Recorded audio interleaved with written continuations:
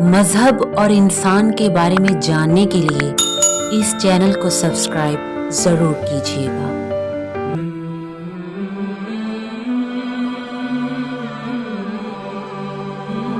قرآن مجید کے پہلے پارے میں خدا تعالیٰ کا فرمان ہے کہ اس شخص کو اپنا آئیڈیل بناؤ جس پر میرا فضل ہے، دنیا میں بھی اور آخرت میں بھی۔ اسے مت بنانا جو گمراہ ہو گیا۔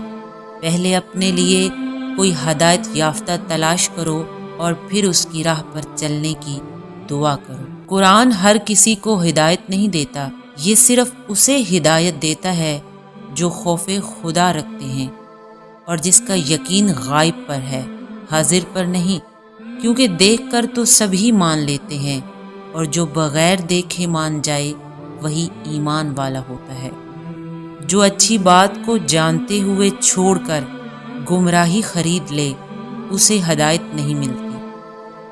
زمین و آسمان کی سب خوشیاں اللہ نے تمہارے لیے بنائی ہیں، تو جان بوجھ کر کسی چیز کی چاہت کو اپنے اور خدا کے درمیان مت لاؤ۔ جب تک عمل اچھا نہیں، خالی ایمان تمہیں کچھ فائدہ نہیں دے سکتا۔ حق کی بات چھوٹی ہو یا بڑی، بیان کرنے میں شرم محسوس نہیں کرنی چاہیے، کیونکہ اللہ چھوٹی چھوٹی باتوں سے ہی گمراہی بھی دے دیتا ہے اور ہدایت بھی دے دیتا ہے۔ جس نے غرور سے کام لیا وہ ایک دن ذلیل ہو ہی جائے گا۔ جو اچھی بات دوسروں کو بتاتا ہے اور خود عمل نہیں کرتا وہ بے عقل ہوتا ہے۔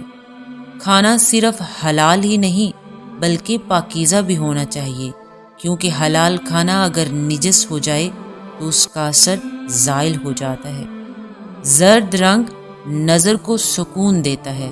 اللہ فرماتے ہیں، خبردار، ماں باپ، رشتہ داروں، مسکینوں اور یتیموں کے ساتھ اچھا سلوک کرنا اور دوسرے لوگوں کے ساتھ خوش اخلاقی سے پیش آنا یہ تم پر واجب ہے۔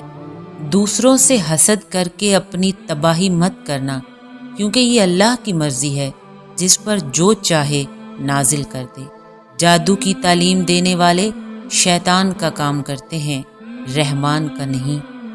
جس نے ایمان کو کفر سے بدل لیا وہ سیدھا راستہ کبھی نہیں ڈھونڈ سکتا۔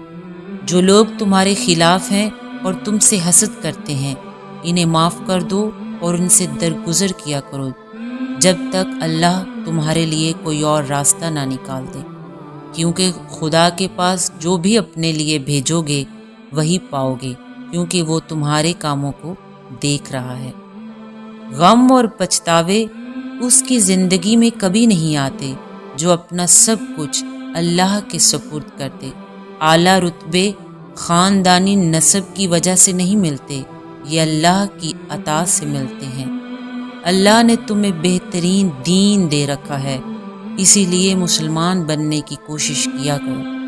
وہ بہت بڑا ظالم ہے جسے معلوم ہو کہ اللہ دیکھ رہا ہے، پھر بھی حق کی بات کو چھپا لے۔